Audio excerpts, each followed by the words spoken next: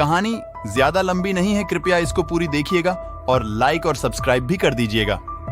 Comment में बताइएगा कैसा लगा। एक दिन शेख चिल्ली अपने कंधे पर बकरी का मेमना लिए बड़े आराम से चलकर आ रहे थे। थोड़ी दूर चलते चलते रास्ते में उन्हें एक आदमी मिला। कंधे पर यूं बकरी का मेमना लेकर आते देख उसने शेख चिल्ली से पूछा, अरे भाई साहब, आप ऐसे अपने कंधे पर कुत्ते को लेकर क्यों निकले हैं, वह भी काले रंग का? काले कुत्ते को यूं कंधे पर उठाकर चलना तो काफी अपशकुन होता है। आपके किसी गांव वाले ने देख लिया तो वह आपकी जिंदगी भर मजाक उड़ाएंगे। उसकी बात सुन शेख चिल्ली असमंज में पड़ गया। शेख चिल्ली ने उस आदमी से कहा, ये क्या कह रहे हैं आप मुझे बेवकूफ समझते हैं क्या? बकरी के मेमने को कुत्ता कह रहे हो? सुबह सुबह मुझे बेवकूफ बना रहे हो क्या? ऐसा कहकर वो चुपचाप वहां से चला गया। थोड़ी दूर चलते ही शेख चिल्ली को एक और आदमी मिल गया। उसने भी यही बात कही, अरे भाई साहब, इतनी धूप में काले कुत्ते को अपने कंधे पर उठाकर चल रहे हो, दिमाग तो ठीक है ना आपकी? उसकी बात सुन शेख चिल्ली को थोड़ा गुस्सा आया। शेख चिल्ली ने कहा, दिमाग तो आपका ठीक नहीं है भाई साहब, बकरी के मेमने को काला कुत्ता कह रहे हो? क्या मुझे बेवकूफ समझ रहे हो या उल्लू बना रहे हो? ऐसा कहकर शेख चिल्ली वहां से निकल गया।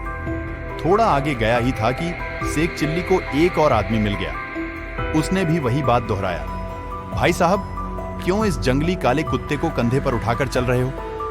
अब शेख चिल्ली के मन में थोड़ा शक पैदा हुआ। उसने सोचा, क्या बात है, हर कोई इसे काला कुत्ता कह रहा है, इसे तो मैंने पैसा देकर खरीदा था, मुझे तो यह बकरे का मेमना ही लग रहा है, इसका कान भी कुत्ते से बड़ा ही लग रहा है, फिर क्यों हर कोई इससे काला कुत्ता कह रहा है? ऐसा सोचकर वह वहां से निकल गया। शेख चिल्ली मन ही मन अब सोचने लगा, जो मिला सब यही कह रहा है, कहीं ये सचमुच कुत्ते तो नहीं? क्या उस व्यापारी ने मुझे बेवकूफ बनाकर ठग लिया? ऐसा सोचकर वह चल रहा था। तभी रास्ते में शेख चिल्ली को एक और आदमी ने रोक लिया। उसने शेख चिल्ली को ऊपर से नीचे तक देखा और चुस्की लेकर मजाकिया अंदाज में कहा, क्या भाई साहब, काले कुत्ते को कंधे पर लेकर निकले हो? आजकल नया फैशन निकला है क्या, या इस जंगली कुत्ते की खुशबू पसंद आ गया हो? शेख चिल्ली का माथा ठनका। उसने गुस्से से उस बकरी के मेमने को जमीन पर पटका और उस आदमी की तलाश में निकल पड़ा जिसने उसे बेचा था। शेख चिल्ली ने जैसे ही उस बकरी के मेमने को जमीन पर रखा, वह चौथा आदमी उसे लेकर वहां से 9-2-11 हो गया।